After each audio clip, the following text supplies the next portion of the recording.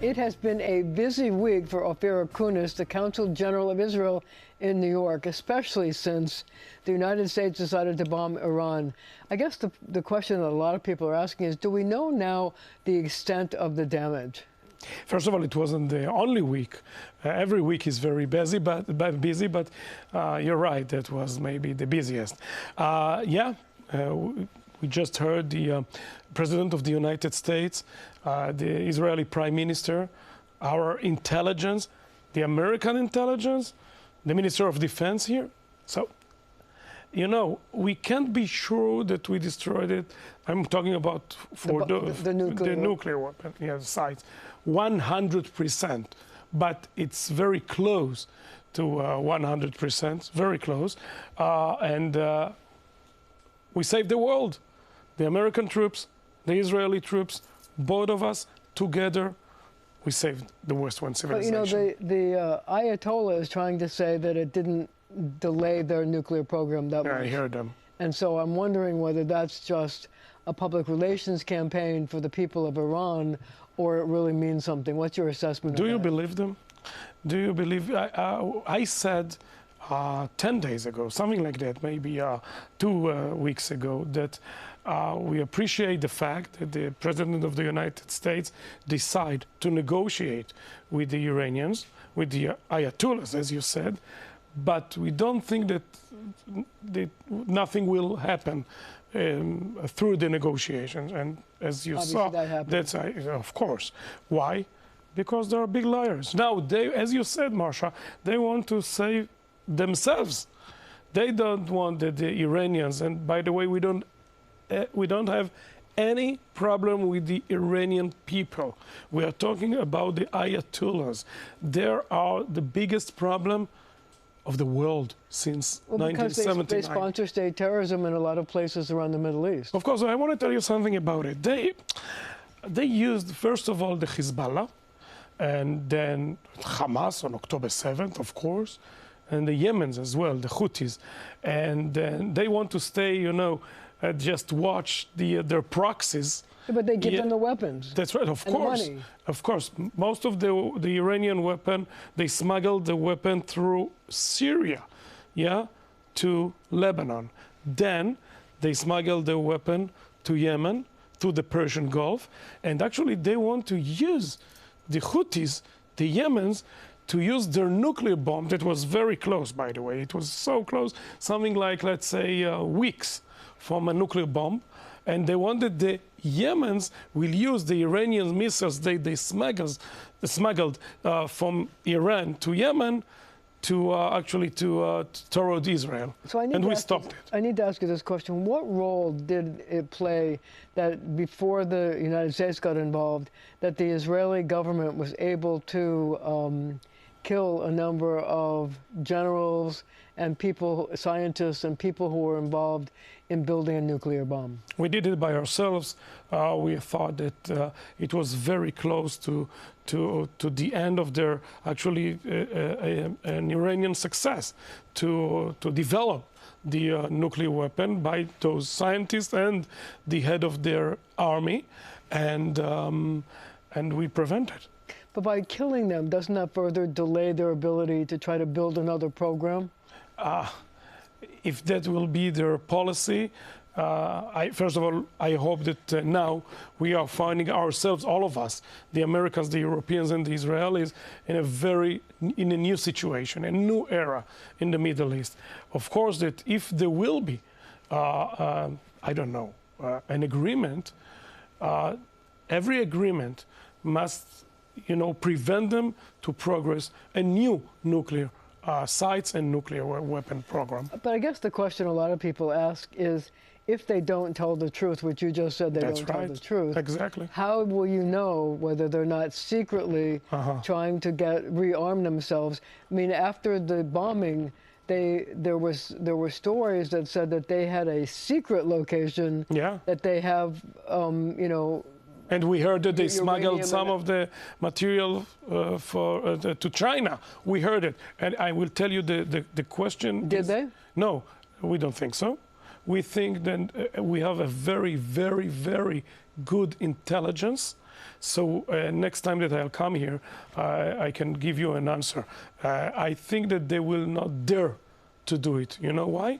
Because they just, actually they're still seeing the results of our operation.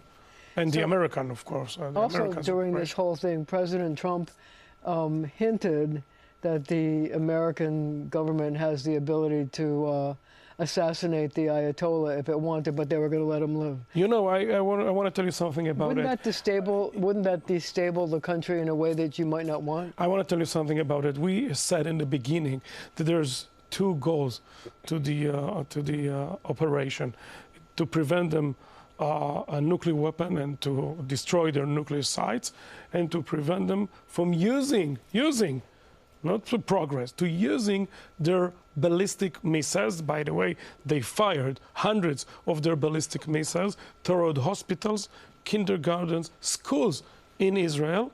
But you know what was their big plan?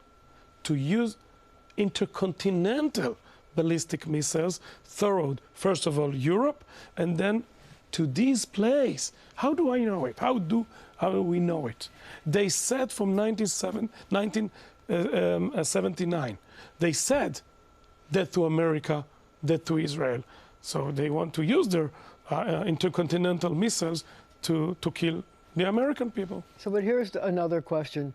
You know, much was made of the fact that they fired so many missiles that their stockpile had been depleted. But people, you know, would wonder, are they being resupplied by the Russians, the Chinese, the Koreans, and will they be able to, you know, arm up again after they had fired a lot of their weapons? So the answer is very simple. We will do whatever is necessary to prevent it. We can do it. We have the ability. Can you cut the supply chain off? You know, I will tell you about China. If China will do it, I think that it will be a huge mistake. A huge mistake. I'm not talking about the Russians, because the Chinese, the Russians, the Koreans, and the entire world saw the Israeli abilities. And I said, and I think it was the very first day of the operation, I said, don't mess with Israel. I was right? I think so. So what's the next step? Is there regime change? No, the Iranian people will decide. I think that they are suffered from the Ayatollah's regime. Well, there's also been an embargo, so that's affected people as well. Yeah, there's a lot of reasons that they need to want a new regime in Iran. But if they will do it, I think that it will be their decision. Okay, and on that note, we're going to have to leave it right there for now.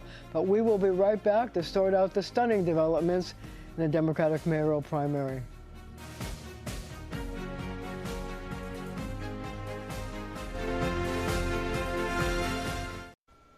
We are back with Ofir Akunis, the Consul General of Israel here in New York.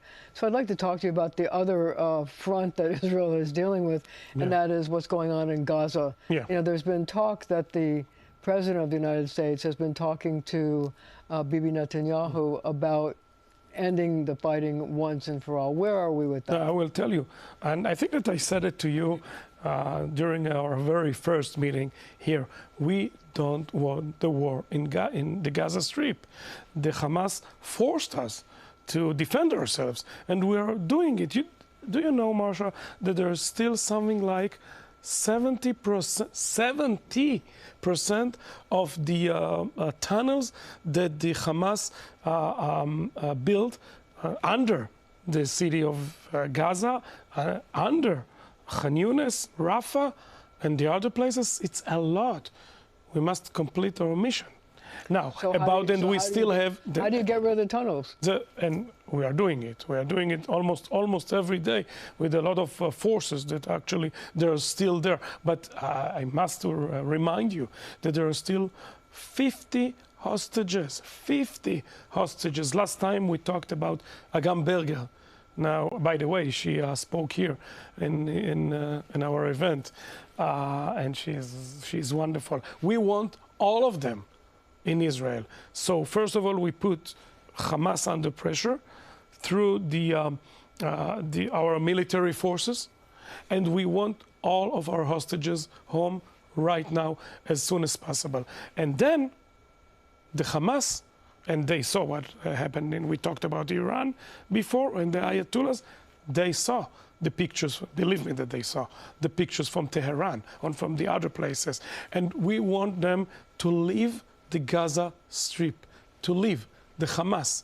They will not be there anymore. So, and we must to finish our, our two main goals of this current operation in Gaza, or the war in Gaza, as you say. So how will Hamas be able to rearm themselves and fight this war if one of their main suppliers of munitions and money is Iran? Unfortunately, the money comes from Qatar. Unfortunately, the same people who are trying to negotiate. That's right. Peace. So I'm saying, right now, I'm saying it to you and to our audience. The Qataris, they are playing a double game. They're playing a double game. From one hand, they're hosting the negotiation in Doha to release the hostages, but from the other hand, they are still, they're supporting the Hamas. So why has Israel agreed to let them be the so-called peace mediators? They are not. I don't think so. I think that there is a huge problem that they must decide where they take a decision what they want to do in the future, to be with the Western world or to still, to continue to support Hamas terror organization. But the result will be only one. The Hamas will not be there anymore. So who runs Gaza? Who runs Gaza? It's very good. It's a very good question.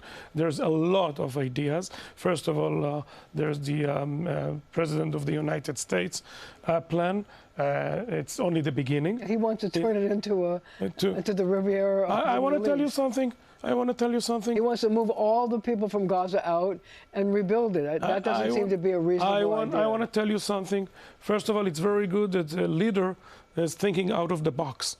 First of all, it's a very good thing. You support that idea? But of course, the state of Israel, yes, officially, the Prime Minister. The Palestinians are not going to like that. Okay, but to rebuild, they want to stay in their country. Excuse me. They want to stay in their land. No, by the way, a lot of them can stay there. Do you know the idea of the Emirates? The Emirates, okay? I cannot see a reason that the Gaza Strip will not be like the Emirates. There's beautiful beach there. They can build a port. They can build, skyscrapers, malls. Why not? There is one reason. What's the reason? That the Hamas is still there. Without the Hamas, it's so close to Israel. We can rebuild the railway between Gaza and then Tel Aviv and to Haifa in the north. By the way, if the Lebanese will come, and I hope that they will come, to the Abraham Accords, we can rebuild it from Beirut in Lebanon toward Gaza. And and there's another condition. The Hezbollah will not be there. So we want them out, the Hezbollah from Lebanon. And I want to say to you, free Gaza from Hamas, free Lebanon from Hezbollah. But don't you think that the Palestinian people have the right to remain on their land? Okay, I said. They don't want to be uprooted and then come back later. I understand. A lot of them in the Gaza Strip can stay there, but without the Hamas.